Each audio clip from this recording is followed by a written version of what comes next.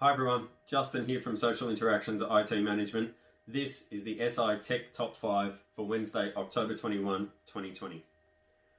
Let's kick things off with probably the biggest news to come out of the tech world in a very long time.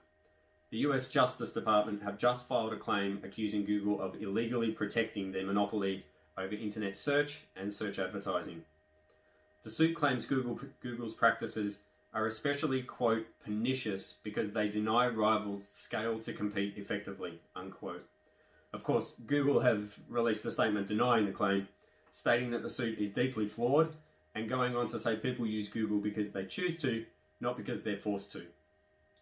According to The Guardian, Google currently holds about 80% of the online search market. Links to the article and Google's statement are in the description below. The question I'd like you guys to answer today is, do you use Google because you like to or because you feel forced to because of a lack of a viable alternative?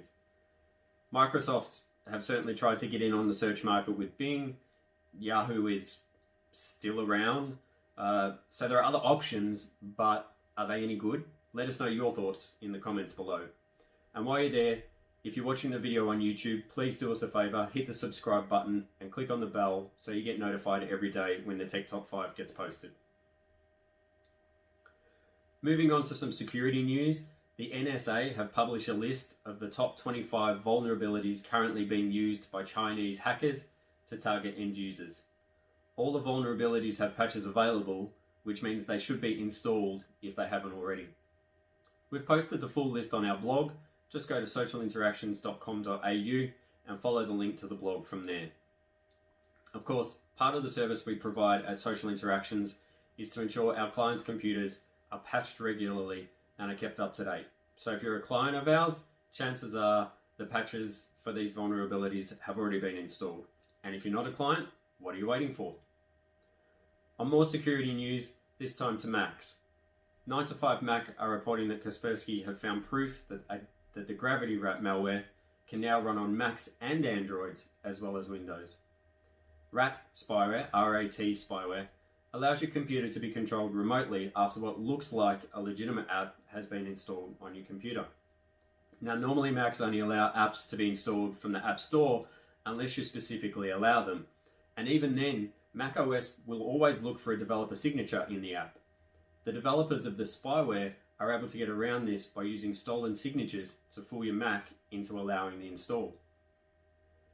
To auto tech news, and Tesla have announced today that the beta rollout of full self-driving ability for their cars has begun.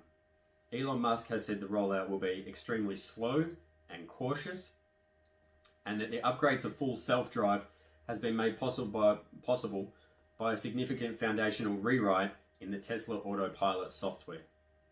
The over-the-air update is coming to a small number of Tesla owners who are expert and careful drivers, and they still need to keep their hands on the wheel at all times. Now, if you work in the creative space, or even if you don't, you know that Adobe is king of that castle.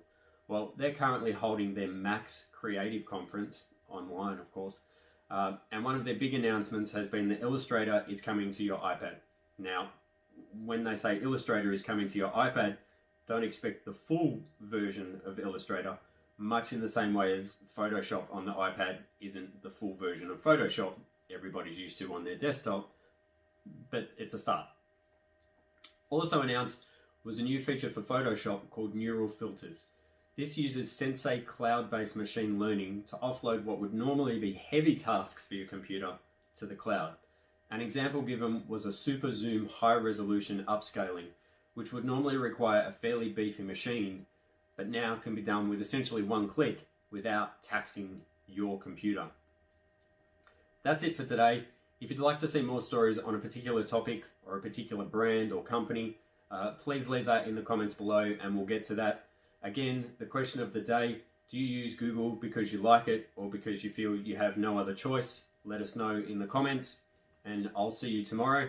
In the meantime, may your tech work for you, not against you. Bye for now.